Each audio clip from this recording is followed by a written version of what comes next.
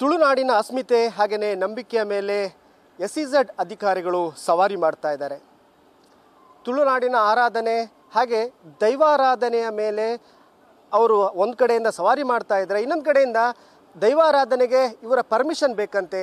ಈ ಹಿನ್ನೆಲೆಯಲ್ಲಿ ಇದಕ್ಕೊಂದು ಭಾರಿ ಆಕ್ರೋಶ ವ್ಯಕ್ತವಾಗ್ತಾ. ಇದಕ್ಕೆ ಕಾರಣ ಮಂಗಳೂರು ಹೊರವಲಯದ ಬಚ್ಪೆ ಗ್ರಾಮದ ಸಮೀಪ ಇರುವಂತಹ ನೆಲ್ಲಿದಡಿಗುತ್ತು ಮತ್ತು ಅದಕ್ಕೆ ಸಂಬಂಧಿಸಿದಂತಹ ಕಾಂತೇರಿ ಧೂಮಾವತಿ ದೈವಸ್ಥಾನ. 800 ವರ್ಷಗಳ ಇತಿಹಾಸ ಈ ಮನೆತನಕ್ಕೂ ಹಾಗೆಯೇ ದೈವಸ್ಥಾನಕ್ಕೂ ಇದೆ. ಪ್ರತಿನಿತ್ಯ ಇಲ್ಲಿ ಆರಾಧನೆ ನಡೀತಾ ಇತ್ತು. ಆದರೆ ಇತ್ತೀಚೆಗೆ ಈ ದೈವಸ್ಥಾನಕ್ಕೆ ಆರಾಧನೆ ಮಾಡಬಾರ್ದು, ಮುಂದೆ ಅದಕ್ಕೆ ಅವಕಾಶ ಕೊಡುವುದಿಲ್ಲ ಅನ್ನೋ ಒಂದು ಅಧಿಕಾರಿಗಳು ಹೇಳಿದ್ದಾರೆ. ಇದರ ಬಗ್ಗೆ ಈಗ ಹೋರಾಟ ಆರಂಭವಾಗಿದೆ. ಈ ಮನೆತನದ ಹಿರಿಯರು ನಮ್ಮೊಂದಿಗಿದ್ದಾರೆ, ಮಾತಾಡಿಸ್ತೀನಿ.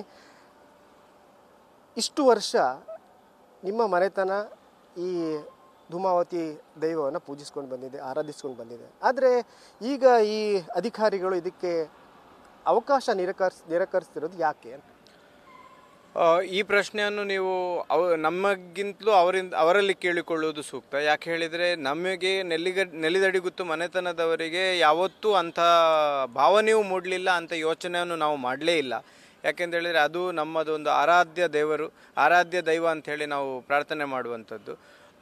ಹಾಗಾಗಿ ಅಲ್ಲಿನ ಎಲ್ಲ ಕೈಂಕರ್ಯಗಳನ್ನು 2006ರವರೆಗೆ ಅನುಕೂಲಕರವಾಗಿ ನಡೀತಾ ಇತ್ತು. 2006ರ ನಂತರ 2025ರವರೆಗೆ ಅನಾನುಕೂಲತೆಗಳ ಮಧ್ಯೆಯಲ್ಲೂ ಕೂಡ ದೈವದ ಕೈಂಕರ್ಯಗಳು ಯಾವುದು ಉಳಿಯದ ಹಾಗೆ, ಯಾವುದೇ ತೊಂದರೆ ಅದಕ್ಕೆ ಚ್ಯುತಿ ಬರದ ಹಾಗೆ ಭಾರೀ ಒಂದು ಕಷ್ಟದಲ್ಲಿ, ಭಾರೀ ಒಂದು ನಾಜೂಕಲ್ಲಿ ಈ ಸರಕಾರದ ಅಧಿಕಾರಿಗಳ ಅಲ್ಲದೆ ಎಸ್ಇಝೆಡ್ ಅಧಿಕಾರಿಗಳ ಅನುಮತಿಯನ್ನು ತೆಗೆದುಕೊಂಡೇ ನಾವು ಇಲ್ಲಿಯವರೆಗೂ ಎಲ್ಲ ಕರ್ತವ್ಯಗಳನ್ನು ಮನೆಯವರು ಮಾಡಿಕೊಂಡು ಬಂದಿದ್ದೇವೆ. ಊರಿನವರು ಅದಕ್ಕೆ ಹೊಂದಿಕೊಂಡು ಬಂದಿದ್ದಾರೆ. ಆದರೆ ಇತ್ತೀಚೆಗೆ ನಡೆದಂತಹ ಘಟನೆಯಿಂದಾಗಿ ತುಂಬ ಬೇಸರ ಆಗಿದೆ, ತುಂಬ ಕಷ್ಟ ಆಗಿದೆ. ಮುಂದಕ್ಕೆ ಏನು ಮಾಡುವುದು ಅಂತ ಹೇಳಿ ದಾರಿ ತೋಚದಾಗೆ ಆಗಿದೆ. ಅಲ್ಲಿ ಇನ್ನೂ ಕರ್ತವ್ಯಗಳು ಸುಮಾರು ಇರುವ ಕಾರಣ ನಮಗೆ ಈ ಕಾಲದಲ್ಲಿ ಅಂದರೆ ಏಪ್ರಿಲ್ ಮೇ ತಿಂಗಳಲ್ಲಿ ದೇವರ ಕರ್ತವ್ಯಗಳು ನಡೆಯುವಂಥದ್ದು ಹೆಚ್ಚು. ಅಲ್ಲೂ ಕೂಡ ಇನ್ನು ಚಾವಡಿ ನೇಮ ಹಾಗೂ ಬಂಡಿ ನೇಮ ಇದೆಲ್ಲ ನಡಿಲಿಕ್ಕಿದೆ. ಆದರೆ ಇದೇ ಸಂದರ್ಭದಲ್ಲಿ ಸಂಕ್ರಮಣಕ್ಕೆ ಅನುಮತಿ ಕೊಡದಿದ್ದರೆ ಉಳಿದ ಕರ್ತವ್ಯಗಳನ್ನು ಹೇಗೆ ಮಾಡೋದು ಅಂತ ಹೇಳಿ ನಮಗೆ ಭಯ ಆಗಿದೆ. ಆದರೆ ಇದೇನು ಹೊಸದಲ್ಲ. 2006ರಿಂದ ಪ್ರತಿ ವರ್ಷವೂ ಪ್ರತಿ ಕಾರ್ಯಕ್ರಮಕ್ಕೂ 1-2 ದಿವಸಗಳಿಗಿಂತ ಮುಂಚೆ ನಮಗೆ ಇದು ಡಿ ಸಿ ಆಫೀಸ್ ಸೆಜ್ ಆಫೀಸರ್ನವರನ್ನು ಭೇಟಿಯಾಗುವುದೇ ನಮ್ಮದು ಕೆಲಸ. ಇದು ದೈವದ ಕೆಲಸದೊಟ್ಟಿಗೆ ಇದು ಒಂದು ಕೆಲಸ ಅಂತೇಳಿ ತಿಳ್ಕೊಂಡು ಇಲ್ಲಿಯವರೆಗೆ ಮಾಡಿಕೊಂಡು ಬರ್ತಾ ಇದ್ದೇವೆ. ಆದರೆ ಎಂತಾಗಿದೆ ಅಂತ ಹೇಳಿದರೆ, ಅದು ಮನೆಯ ದೈವ ಆದರೂ ಕೂಡ ಊರಿಗೆ ಸಂಬಂಧಪಟ್ಟ ದೈವ, ಅದು ಊರಿನವರು ಆರಾಧನೆ ಮಾಡುವಂತಹ ದೈವ ಆದ ಕಾರಣ ಊರಿನವರಿಗೂ ಕೂಡ ಆ ದೈವದ ಮೇಲೆ ಭಕ್ತಿ ಇದೆ, ಆ ದೈವದ ಬಗ್ಗೆ ಭರವಸೆ ಇದೆ, ಚಿಂತೆ ಇದೆ.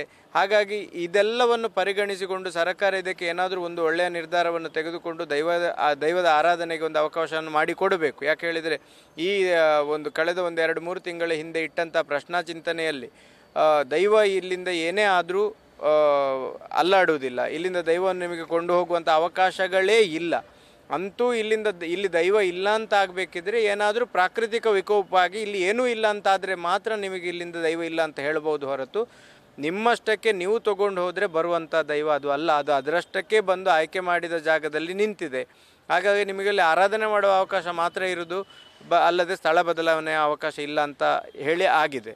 ಅಲ್ಲದೆ ಅದು ದೈವ ನುಡಿಯಲ್ಲೂ ಅದೇ ರೀತಿಯಲ್ಲಿ ಬಂದ ಕಾರಣ ನಾವು ಅದನ್ನು ಅನುಸರಿಸಿಕೊಂಡು ಬರ್ತಾ ಇದ್ದೇವೆ. ಈ ನಂತರದಲ್ಲಿ ಇವತ್ತಿನವರೆಗೆ ಹೇಗಿತ್ತು ಅಂತೇಳಿದರೆ, ಈ ವ್ಯವಸ್ಥೆ ಸರಕಾರಿ ಅಧಿಕಾರಿಗಳು, ಸೆಜ್ ಅಧಿಕಾರಿಗಳು ಮತ್ತು ನೆಲ್ಲಿಗದಡಿ ಮನೆತನದವರು, ಬಜ್ಪೆ ಗ್ರಾಮದವರು ಇಷ್ಟಕ್ಕೆ ಸಂಪರ್ಕ ಇತ್ತು. ಅದು ಮೊನ್ನೆಯ ವಿಷಯ. ಸಂಕ್ರಮಣಕ್ಕೆ ಅವಕಾಶ ಇಲ್ಲ ಅಂತ ಆದಾಗ ಈಗ ಎಲ್ಲ ವ್ಯವಸ್ಥೆಗಳು ಬದಲಾಗಿದೆ, ಜನರೆಲ್ಲರೂ ನಮ್ಮನ್ನು ಸಂಪರ್ಕಿಸ್ತಾ ಇದ್ದಾರೆ. ಹಾಗಾಗಿ ಮುಂದಕ್ಕೆ ನಾವು ಅದೇ ರೀತಿಯ ಒಂದು ನಿಲುವಿನಲ್ಲಿ ನಾವು ಆ ಸ್ಥಳವನ್ನು ಉಳಿಸಿಕೊಳ್ಳಲಿಕ್ಕೆ ಬೇಕಾಗಿ ಮುಂದೆ ಹೋಗಬೇಕಾಗ್ತದೆ. ನೆಲ್ಲಿದಡಿ ಮನೆತನದವರ, ಬಜ್ಪೆ ಗ್ರಾಮದವರ ಕೋರಿಕೆ ಇಷ್ಟೇ, ಎಕರೆಗಟ್ಟಲೆ ಸ್ಥಳಗಳನ್ನು ಬಿಟ್ಟುಕೊಟ್ಟು ಅಲ್ಲಿ ಕೃಷಿ ಮಾಡಲಿಕ್ಕೆ ನಮಗೆ ಅವಕಾಶ ಮಾಡಿಕೊಡಿ ಅಂತ ಹೇಳಿ ಯಾರೂ ಕೇಳ್ತಾ ಇಲ್ಲ.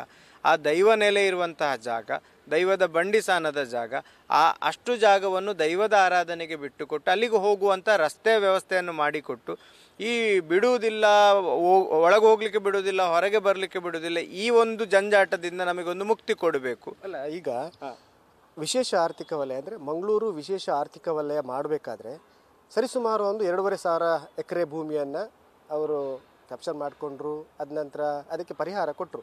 ಅಲ್ಲಿದ್ದಂತಹ ನಿಮ್ಮ ಮನೆತನಕ್ಕೆ ಸಂಬಂಧಿಸಿ 22 ಮನೆಗಳನ್ನು ನೆಲಸಮ ಮಾಡಿದರು. ಆದರೆ ದೈವಸ್ಥಾನವನ್ನು ಮುಟ್ಲಿಕ್ಕೆ ಆಗಲಿಲ್ಲ. ಇದು ದೈವಸ್ಥಾನವನ್ನು ಮುಟ್ಲಿಕ್ಕೆ ಆಗಲಿಲ್ಲ ಅಂತ ಹೇಳಿದರೆ ನಾವು ಮುಟ್ಲಿಕ್ಕೆ ಬಿಡಲಿಲ್ಲ ಅಂತ ಹೇಳುವುದಕ್ಕಿಂತಲೂ ಅಲ್ಲಿ ಆ ಚಾವಡಿಯಲ್ಲಿರುವಂಥ ಕಾಂತೇರಿ ಜುಮಾದಿ ದೈವ ಮುಟ್ಲಿಕ್ಕೆ ಬಿಡಲಿಲ್ಲ ಅಂತ ನಾವು ಹೇಳಲಿಕ್ಕೆ ಇಚ್ಛೆ ಪಡ್ತೇವೆ. ಯಾಕೆ ಹೇಳಿದರೆ ಅದರಲ್ಲಿ ನಮ್ಮದು ಏನೂ ನಡೆಯುವುದಿಲ್ಲ. ಅಲ್ಲಿ ಯಾವುದೇ ವಿಷಯದಲ್ಲಿ ಆ ದೈವದ ಒಂದು ನುಡಿ ಉಂಟು. ಪುಡಾಯಿಡು ಕೊನೆಯರ ಬತ್ತಿ ನಾನು ಪುಂಡಿಡು ಕೊನೆಯರ ಬಿಡ್ತುಜಿ ಅಂತ ಹೇಳಿ ಅದನ್ನು ದೈವ ನುಡಿ ಕೊಡ್ತದೆ ಅಲ್ಲಿ. ಹಾಗಾಗಿ ಅಲ್ಲಿ ಅದು ನಮ್ಮಿಂದ ಆದದ್ದಲ್ಲ, ಅದು ದೈವದ ಕಾರಣಿಕದಿಂದಲೇ ಆಗಿರಬೇಕು ಹೊರತು ಬೇರೆ ಏನೂ ಅಲ್ಲ. ಈಗ 800 ವರ್ಷಗಳಿಂದ ಯಾವ ರೀತಿಯ ಆಚರಣೆಗಳು ನಡೀತಾ ಬಂತು?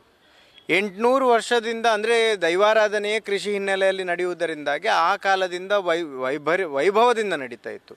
ತದನಂತರದಲ್ಲಿ ಕಾಲ ಬದಲಾದರೂ ಕೂಡ ದೈವದ ವ್ಯವಸ್ಥೆಗಳಿಗೆ ಚ್ಯುತಿ ಬರದ ರೀತಿಯಲ್ಲಿ ಅಲ್ಲಿ ನಡೆಯುವಂಥ ತಿಂಗಳ ಸಂಕ್ರಮಣ ಇರ್ಬೋದು, ವರ್ಷದ ಚೌತಿ ಹಬ್ಬ, ದೀಪಾವಳಿ ಹಬ್ಬವನ್ನು ಆಚರಣೆ ಮಾಡುವಂಥದ್ದು, ವರ್ಷಕ್ಕೊಂದು ಸರ್ತಿ ಚಾವಡಿಯಲ್ಲಿ ಆ ದೈವಕ್ಕೆ ನಡೆಯುವಂಥ ಚಾವಡಿ ನೇಮದ ಸೇವೆ, ಊರಿನವರಿಗೆ ಸಮಾರಾಧನೆಯನ್ನು ಮಾಡುವಂಥದ್ದು, ಇದೆಲ್ಲ ಊರು ಸೇರಿಕೊಂಡು ಮಾಡುವಂಥದ್ದು. ಅದನಂತರ ಭಂಡಾರ ಇಳಿದು ದೈವದ ಬಂಡಿ ಸ್ಥಾನಕ್ಕೆ ಭಂಡಾರವನ್ನು ತೆಗೆದುಕೊಂಡೋಗಿ ಆ ದೈವದ ಬಂಡಿ ಸ್ಥಾನದಲ್ಲಿ ಆಗುವಂಥ ಬಂಡಿ ಸೇವೆ, ಇದೆಲ್ಲವೂ ವಾರ್ಷಿಕವಾಗಿ ನಡೀತಾ ಇತ್ತು. ಅದಲ್ಲದೆ ನೆಲ್ಲಿದಡಿ ಗುತ್ತು ಮನೆತನದ ಕುಟುಂಬದ ಕಾರ್ಯಕ್ರಮಗಳೇನು ನಡೀಬೇಕು, ಅದು ಹುಟ್ಟಿದ್ದಿರ್ಬೋದು, ಯಾರಾದರೂ ತೀರಿ ಹೋದದ್ದಿರ್ಬೋದು, ಇಂಥ ಕಾರ್ಯಕ್ರಮಗಳಿಗೆ ನಮಗೆ ಹಿರಿಯರನ್ನು ಸೇರಿಸುವಂಥದ್ದು, ಹಿರಿಯರಿಗೆ ಬಡಿಸುವಂಥದ್ದು, ಇದು ಕಾಲಕ್ಕೆ ನಡೆದರೆ ಮಾತ್ರ ಕುಟುಂಬಕ್ಕೆ ಕ್ಷೇಮ ಅನ್ನುವಂಥದ್ದು ನಮ್ಮ ತುಳುವ ನಂಬಿಕೆ.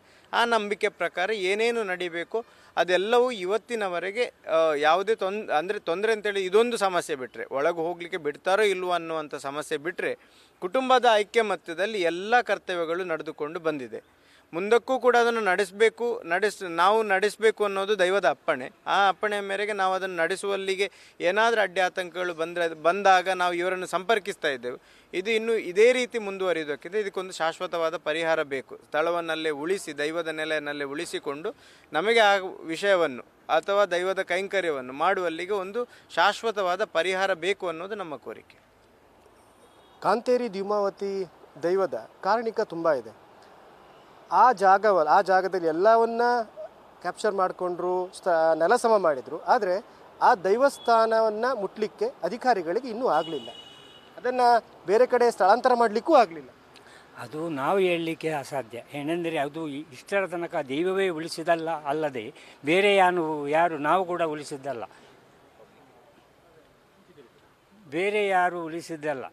ದೈವವೇ ಅದನ್ನು ನಾನು ಮುಟ್ಲಿಕ್ಕೆ ಬಿಡುವುದಿಲ್ಲ, ಎಲ್ಲಿ ಈ ಜಾಗವನ್ನು ಕದಲಿ ನೀನು ಹೋಗಬಾರ್ದು, ನನ್ನ ಮನೆಯನ್ನು ಚಾವಡಿಯನ್ನು ತೆಗೆದರೆ ನನ್ನ ಚಾವಡಿಯಲ್ಲಿ ಮಲಕ್ಕೋ, ಅಲ್ಲಿಂದ ಇಲ್ಲಿ ಬರ್ತಾರೆ ನೋಡುವ, ಯಾರು ಬರ್ತಾರೆ, ಯಾವ ಗೌರ್ಮೆಂಟ್ ಬರಲಿ, ನನಗಿಂತ ಗೌರ್ಮೆಂಟ್ ಯಾವ್ದರದ್ದಲ್ಲ ಅಂತ ಹೇಳಿದ್ದಕ್ಕೆ ಅಲ್ಲಿಯೇ ಮಲಗಿಷ್ಟರ ತನಕ ಮಲಗಿದ್ದು ಅಲ್ಲಿ ಅವನ ಸೇವೆ ಮಾಡುತ್ತಿದ್ದೆ. ಮತ್ತು ಇನ್ನೊಂದು, ಅಲ್ಲಿ ಆ ಸ್ಥಾನವನ್ನು ತೆಗಿಬೇಕಾದ್ರೆ ಅಲ್ಲಿರುವಂತಹ ಬಾವಿಯನ್ನು ಸಹ ತೆಗಿಬೇಕು, ಆದರೆ ಮಾತ್ರ ನಾನು ಬರ್ತೇನೆ ಅಂತ ದೈವ ಹೇಳಿದ್ದು. ಹೌದು, ಅದು ಮೊನ್ನೆಯ ದಿವಸ ಅದಕ್ಕೆ ಕೂಡ ವಿವರಣೆ ಕೊಟ್ಟಿದೆ ದೈವ. ಏನೆಂದರೆ ಅಲ್ಲಿ ಪ್ರಶ್ನೆ ಇಟ್ಟಾಗ ದೈವ ಹೇಳಿದೆ, ನೆಲ್ಲಿದಡಿಯ ಮನೆಯನ್ನು ತೆಗಲಿಕ್ಕೆ ಸಾಧ್ಯವಿಲ್ಲ, ದೇವಸ್ಥಾನವನ್ನು ಆ ಬಾವಿಯನ್ನು ಮುಟ್ಟಲಿಕ್ಕೆ ಸಾಧ್ಯವಿಲ್ಲ. ಮುಟ್ಟುವುದಾದರೆ ಭೂಕಂಪ ಆಗಬೇಕು, ಅದು ಎಲ್ಲ ಬಾವಿ ಒಡೆದು ಹೋಗಬೇಕು, ಇದಕ್ಕೆ ಬೆಂಕಿ ಬಿದ್ದು ಹೊತ್ತಿಬೇಕು ನೆಲ್ಲಿದಡಿ ಚಾವಡಿ, ಆದರೆ ಮಾತ್ರ ನಾನು ಹೋಗ್ತೇನೆ, ಇಲ್ಲದ್ರೆ ಯಾವ ಕಾರಣಕ್ಕೂ ನಾನು ಹೋಗಲ್ಲ ಅಂತ ಹೇಳಿದೆ. ಈಗ ಅಲ್ಲಿ ಆ ದೇವಸ್ಥಾನಕ್ಕೆ ಇನ್ನೊಂದು, ಈ ವಿಷ ಜಂತುಗಳಿಗೆ ಔಷಧ ಕೊಡುವಂಥ ಒಂದು ಪ್ರತೀತಿ ಇದೆ ಅಲ್ವಾ? ಅದು ಯಾವ ರೀತಿ ನಡೀತಾ ಇದೆ ನೋಡಿ. ವಿಷ ಜಂತು ಕಡಿದಲ್ಲಿ ಎಲ್ಲಿ ಕೇರಳದಿಂದ ಬರ್ತಾರೆ ಎಷ್ಟೋ ಜನ, ಅಲ್ಲಿ ನಮ್ಮವರೇ ಒಬ್ಬರು ಇದ್ದಾರೆ, ಇಲ್ಲಿಂದ ವರ್ಷಕ್ಕೊಮ್ಮೆ ಗಂಧವನ್ನು ಕೊಟ್ಟು ಅಲ್ಲಿ ಸಾವಿರಾರು ಜನ ಅವರಿಗೆ ಪ್ರಶಸ್ತಿ ಕೊಟ್ಟಿದೆ ಕೇರಳದಲ್ಲಿ. ಅವರಿಗೆ ಈಗಲೂ ಅಲ್ಲಿಂದ ಪ್ರಸಾದ ಕೊಡದಿದ್ದರೆ ಅವರು ಕೂಡಲೇ ಸ್ಟ್ರೈಕ್ ಮಾಡಿ ನಮಗೆ ಗಂಧ ಪ್ರಸಾದವನ್ನು ಕೊಡಬೇಕಂತ ಅವರು ನಿಲ್ತಾರೆ ಅಲ್ಲಿ. ಈಗಲೂ ಕೂಡ ಎಲ್ಲ ಆ ಊರಿನವರು ತುಂಬ ಅದಕ್ಕೆ ಮಾನ್ಯತೆ ಕೊಡುತ್ತೆ. ಮಣಿಪಾಲ್ ಅವರು, ಕಂಕನಾಡಿ ಮತ್ತು ಇಲ್ಲಿ ಏಜೆ, ಇಲ್ಲಿಂದ ಎಲ್ಲರೂ ವಿಷ ಕಡಿದವರಿಗೆ ಕಿಡ್ನಿ ಹೋಯ್ತು ಅಂತ ಕೂಗಿ ಬಂದವರು ಹುಷಾರಾಗಿ ಹೋಗಿದ್ದಾರೆ ಇಷ್ಟರ ತನಕ. ಈಗ ಈ ಒಂದು ದೇವಸ್ಥಾನಕ್ಕೆ ಆಚರಣೆಗೆ ಮತ್ತು ಅಲ್ಲಿ ಆರಾಧನೆಗೆ ಅನುಮತಿ ಕೊಡಬೇಕು ಅಂತ ಒಂದು ಸರ್ಕಾರಕ್ಕೂ ನೀವು ಮನವಿ ಮಾಡಿದ್ದೀರಿ ಸರ್. ರಾಜ್ಯ ಸರ್ಕಾರಕ್ಕೂ ಮಾಡಿದ್ರಿ, MESEZ ಕೇಂದ್ರ ಸರ್ಕಾರದ ಅಧೀನದಲ್ಲಿ ಬರುತ್ತೆ, ಅವರಿಗೂ ಮಾಡಿದಿರಿ. ಅದಕ್ಕೆ ಏನು ಅಧಿಕಾರಿಗಳೇನು ಹೇಳಿದ್ದಾರೆ? ಅದಕ್ಕೆ ಸಮಂಜಸವಾದ ಉತ್ತರ ಅಥವಾ ನಿರ್ದಿಷ್ಟವಾದ ಉತ್ತರಗಳು ಯಾವುದೂ ಇಷ್ಟರವರೆಗೆ ಬರಲಿಲ್ಲ. ಇದು ಇಂಗ್ಲೀಷ್ ಇದ್ದೊಂದು ಮಾತಿದೆ, ಅಪ್ಲೈ ನೋ ರಿಪ್ಲೈ ಅಂತೇಳಿ. ಇದು ಪ್ರತಿ ವರ್ಷವೂ ನಮಗೆ ಇದು ಅರ್ಜಿ ಹಾಕುವುದೇ ಒಂದು ಕರ್ತವ್ಯ ಆಗಿದೆ. ಈಗ ದೈವಕ್ಕೆ ಏನಾದರೂ ಮಾಡಬೇಕು ಅಂತಿದ್ರೆ ಮೊದಲೇ ಯೋಚನೆ ಮಾಡೋದು ಅರ್ಜಿ ಯಾವಾಗ ಹಾಕೋದು, ಯಾರಿಗೆ ಹಾಕೋದು ಅಂತೇಳಿ ಯೋಚನೆ ಮಾಡುವಂಥ ವಿಷಯ ಎದುರಾಗಿದೆ. ಹಾಗಾಗಿ ಇದು ಮುಂದಕ್ಕೆ ಇನ್ನು ಇದು ತುಂಬ ಕಷ್ಟ ಇದೆ. ಅಂದರೆ ಎಲ್ಲರೂ ಆ ನೆಲ್ಲಿದಡಿ ಮನೆತನದ ಮಕ್ಕಳು ಅಥವಾ ಊರಿನವರು ಎಲ್ಲರೂ ಅವರವರ ಕರ್ತವ್ಯದಲ್ಲಿ ಇರುವವರು. ಹಾಗಾಗಿ ಇದಕ್ಕೋಸ್ಕರ ದಿನಗಳನ್ನು ಇಟ್ಟುಕೊಂಡ್ರೆ ಈಗ 2-3 ದಿವಸಗಳು ಒಂದು ಅಧಿಕಾರಿಗಳನ್ನು ಸಿಗಬೇಕು ಅಂತ ಹೇಳಿದರೆ ನಮಗೆ ಬೇಕಾದಾಗ ಸಿಗ್ಲಿಕ್ಕೆ ಆಗೋದಿಲ್ಲ. ಅವರ ಬಿಡುವು ಇರುವ ಸಮಯವನ್ನು ನೋಡಿಕೊಂಡು ನಾವು ಸಿಗಬೇಕಾಗ ಅದಕ್ಕೋಸ್ಕರ ನಾವು ಒಂದಷ್ಟು ದಿವಸವನ್ನು ಬಿಡಬೇಕಾಗ್ತದೆ. ಆ ರೀತಿಯ ವ್ಯವಸ್ಥೆಗೆ ಇನ್ಯಾರು ತಯಾರಿರಲಿಕ್ಕಿಲ್ಲ.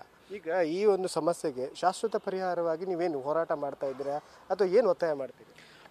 ಈ ವ್ಯವಸ್ಥೆಗೆ ಇವತ್ತಿನವರೆಗೆ ನಾನು ಹೇಳಿದ ಹಾಗೆ ಇದು ಸಂಪರ್ಕ ಇದ್ದದ್ದು ಬರೀ ನೆಲ್ಲಿದಡಿಗುತ್ತು ಮನೆತನದವರು, ಬಜ್ಪೆ ಗ್ರಾಮದವರು, ಅಧಿಕಾರಿಗಳು, SS ಇರ್ಬೋದು ಅಥವಾ ಬೇರೆ ಅಧಿಕಾರಿಗಳಿರ್ಬೋದು. ಆದರೆ ಇವತ್ತು ಇದು ಇದರಿಂದ ಈ ಮಟ್ಟದಿಂದ ಹೊರಗೆ ಬಿದ್ದಿದೆ ಈ ವಿಷಯ. ಹಾಗಾಗಿ ಬೇರೆ ಬೇರೆ ದೈವ ಭಕ್ತರು ಅಥವಾ ದೈವದ ಬಗ್ಗೆ ಚಿಂತನೆ ಮಾಡುವವರು, ಬೇರೆ ಬೇರೆ ವಿದ್ವಾಂಸರು ಇರ್ಬೋದು, ದೈವದ ಬಗ್ಗೆ ತಿಳಿದಿರುವವರು, ಇವರದೆಲ್ಲ ಸಂಪರ್ಕಗಳು ಅವರೇ ನಮಗೆ ಅವರಾಗಿ ಕರೆ ಮಾಡ್ತಾ ಇದ್ದಾರೆ. ಇದು ಹೇಗೆ ನಾವು ಮುಂದುವರಿಸುವುದು ಅಂತ ಹೇಳಿ ಮಾಡ್ತಾ ಇದ್ದಾರೆ. ಹಾಗಾಗಿ ಈ ವಿಷಯ ಮುಂದಕ್ಕೆ ಮೇಲೆ ಹೋರಾಟದ ತಿರುವನ್ನು ಕೂಡ ತೆಗೆದುಕೊಳ್ಬಹುದು ಅಂತ ಹೇಳಿ ನಮಗೆ ಮುಂದಕ್ಕೆ ಏನಾಗ್ತದೆ ಇದೆಲ್ಲವೂ ಜುಮಾದಿಗೆ ಬಿಟ್ಟದ್ದು, ಕಾಂತೇರಿ ಜುಮಾದಿಗೆ ಬಿಟ್ಟಂಥ ವಿಷಯ. ಆದರೂ ಊಹೆ ನಮ್ಮದು ಹಾಗೆ ಇದೆ. ಹಾಗಾಗಿ ಒಂದು ವೇಳೆ ನಮಗೆ ಅವಕಾಶವೇ ಸಿಗುವುದಿಲ್ಲ ಅಂತಿದ್ರೆ ಹೋರಾಟಕ್ಕೂ ನಾವು ಸಿದ್ಧರಾಗಿದ್ದೇವೆ. ಧನ್ಯವಾದ.